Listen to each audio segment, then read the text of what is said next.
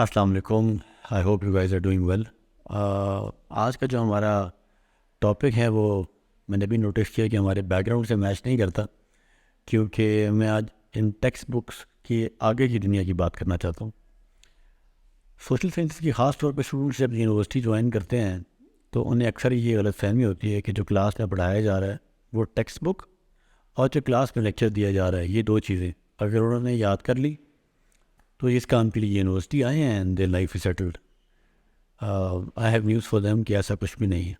uh, अपने lecture को शामिल करते हुए मैं ये बात कहूँगा कि मेरे लेक्चर से हज़ार गुना अच्छा लेक्चर आपको यूट्यूब पे मिल जाएगा, और जो टेक्स्ट बुक आपके हाथ में पकड़ी होती है वो तो आपकी प्रॉपर्टी, आप घर ले जाएँ, घर बैठ के पढ़ें, कोई रोकता नहीं है आपको।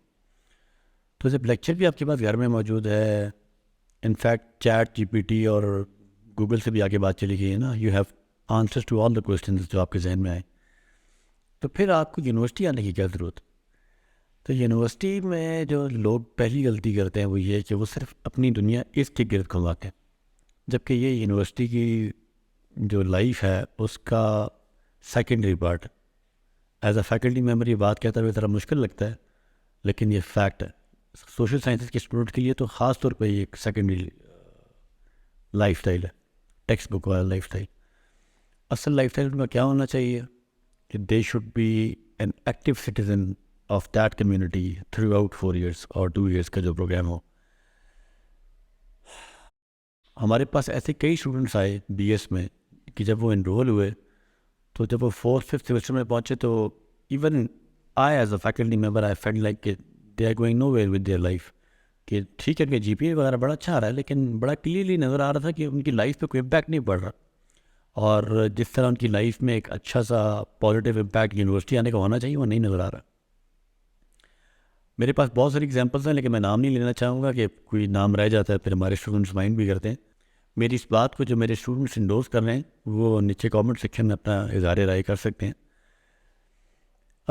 हमारे ऐसे कुछ स्टूडेंट्स रहे 5वें सेमेस्टर के बाद 6ठे सेमेस्टर में गए तो मैंने नोटिस किया कि वो they are not getting any with their life. तो हमने उनको अपॉर्चुनिटीज़ दी इस तरह की कि सोसाइटीज़ में इन किया, इंटर्नशिप्स में जगह दी, यूनिवर्सिटी में बाहर इंटर्नशिप्स करवाई, और मुख्तलिफ़ सोसाइटी के प्रेसिडेंट्स और वाइस प्रेसिडेंट्स और मेंबर्स और जनरल सेक्रेटरीज होने के अलावा वो बहुत सारे फलाई कामों में भी इन्वॉल्व हुए। हमारे पास अब्टाबाद में एक ऑर्फनेज है, उसकी प्रोजेक्ट के साथ उन्होंने काम किया।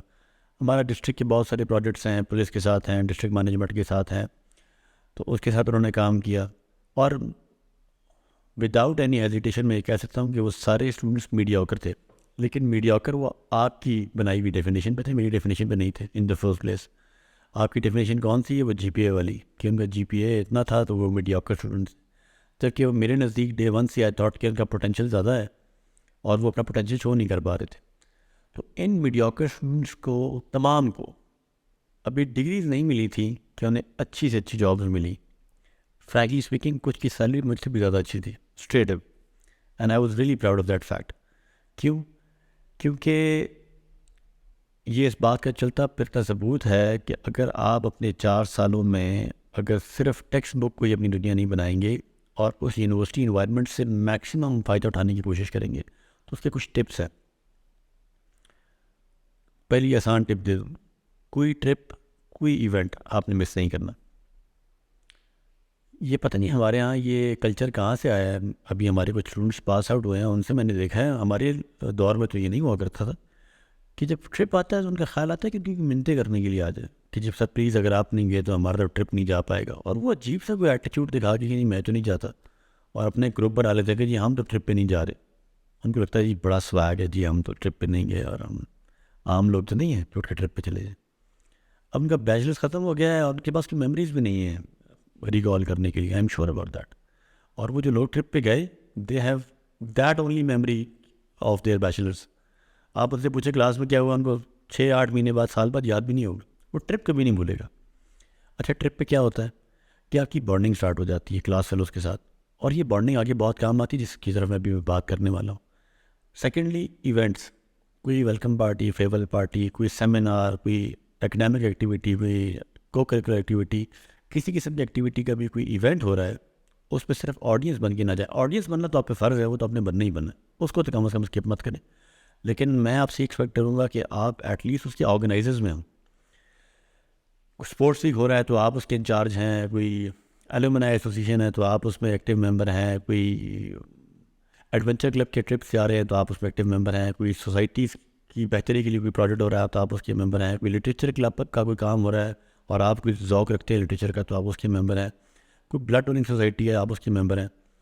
आपको लगता है कि एक बंदा जो इन तमाम सोसाइटीज़ इनका मैंने नाम लिया उनका मेंबर हो, हर ट्रिप का ऑर्गेनाइज़र हो, हर इवेंट का ऑर्गेनाइज़र हो और वो बिल्कुल एक एवरेज जीपीए लेके पास आउट हो, तो मैं आपको किसी भी स्टाम्प पे लिख के देने के तैयार हूँ कि वो अपने क्लास फेलो से 1 किलोमीटर रेस में आगे खड़ा है।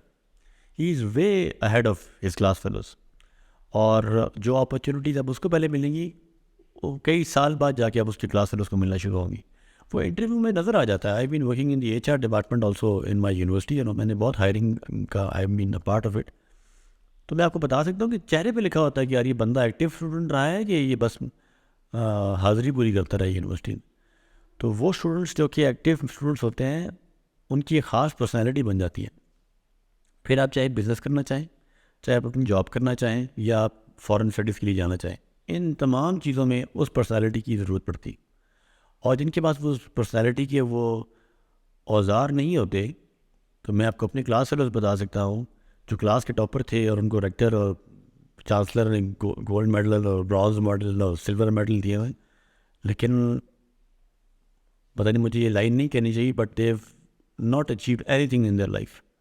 क्यों कि उन्होंने सिर्फ इसी पे फोकस किया। मैं ये नहीं कह रहा गोल्ड मेडल लेना कोई बुरी बात है। हमारे अभी एक कलीग है सब्तान काजमी साहब, he is one of the gold medalist that we have from this very university जहाँ मैं पढ़ा था, और he is a lecturer over there. तो वो बेहतरीन एग्जांपल है कि आप एक गोल्ड मेडलिस्ट होने के साथ साथ कैसे बाकी सारे काम भी एक्टिवली कर सकते हैं, और आपके अंदर तो खुदा ने वैसे भी एक पोटेंशियल रखा है तो आप ज़्यादा काम कर सकते हैं। तो आप जितनी भी स्टडीज़ कर पाएँ वो बहुत अच्छी बात, लेकिन उसके साथ इन बाकी को एक्टिविटीज़ पे आपने कॉम्प्रोमाइज़ नहीं करना। इन पे आप कॉम्प्रोमाइज़ ना करें, ये एक्टिविटीज़ सारी की सारी आप करें, तो मैं आपको लिख के दे सकता हूँ कि आप बहुत दूर तक जाएंगे। इस पर एक मैं आखिरी बात ऐड कर लूँ कि बहुत सारे स्टूडेंट्स के जवाब में ये कहते हैं, मुख्तलिफ़ यूनिवर्सिटी के स्टूडेंट्स से मेरी बात होती है कि जी हमारी यूनिवर्सिटी में तो तरह की अपॉर्चुनिटीज़ ही नहीं है, और मेरी यूनिवर्सिटी में तो फ़लाँ एचओडी मुझे मना करता है, और फ़लाँ वाइस चांसलर ये कहता है, फ़लाँ रजिस्ट्रार मना कर देता है, किसी न किसी का नाम ले लेते हैं। को करिकुलर एक्टिविटीज़ आपकी पर्सनैलिटी का हिस्सा हैं और वो कभी भी इसके ख़िलाफ़ नहीं हो सकते। आई एश्योर यू कि वो आपका साथ देंगे अगर आप जो भी उनकी सेट एसओपीज़ हैं उनका ख्याल रखें, और वो हर यूनिवर्सिटी में डिफरेंट होती हैं। ऑब्वियसली इसमें बहुत बड़ा फैक्टर इसका भी होता है कि वो किस शहर में लोकेटेड है। इस्लामाबाद, लाहौर, कराची की यूनिवर्सिटी डिफरेंट एसओपीज़ फॉलो करती हैं। एबटाबाद, मानसरा और इस रीजन की यूनिवर्सिटीज़ डिफरेंट एसओपीज़ फॉलो करती हैं। साउदर्न पंजाब में आप चले जाएँ तो एक डिफरेंट एसओपी है। तो बहरहाल जो भी एसओपी है, आप ऑल टुगेदर ओवरनाइट इस तरह की चेंज लाने की कोशिश ना करेंगे। आपने सोसाइटी में बदलाव लाना है। आप पहले जो चीज़ें अवेलेबल हैं, जो आपके पास रिसोर्सेज अवेलेबल हैं, उनमें रहते हुए अपनी सोसाइटी को इंट्रोड्यूस कराएं। अगर आपकी सोसाइटी एग्जिस्ट नहीं करती वो इस तरह की, चाहे एडवेंचर क्लब हो, चाहे वो लिटरेचर क्लब हो, चाहे वो ब्लड डोनिंग सोसाइटी हो, कोई भी सोसाइटी हो, एग्जिस्ट नहीं करती और आपने बनाई, तो आपको एक एक्स्ट्रा माइल जाना पड़ेगा, और उसका जो मज़ा है वो तो एक एग्जिस्टिंग सोसाइटी में भी काम करने का नहीं है। तो आपको तो एक आपके पास तो मैं समझता हूँ गोल्डन अपॉर्चुनिटी, अगर आपकी यूनिवर्सिटी में ऑलरेडी सोसाइटीज़ नहीं हैं, क्लब्स नहीं हैं, इस तरह के फॉर्म्स मौजूद नहीं हैं, तो आप उनको क्रिएट करें और उसके लिए थोड़ा सा कंफर्ट जोन से बाहर निकलें। और जब आप वो क्रिएट कर लेंगे तो आने वाली नस्लें भी आपको याद करेंगी और आप खुद भी अपने काम को खुद याद रखेंगे। एंड आई एम 100% श्योर कि आपने अगर ये चीज़ें क्रिएट करने वाला सफ़र भी ऐड कर लिया अपनी लाइफ में, फिर आपको कोई भी कैच नहीं कर सकता। So all the best for being a member of an active society. See you.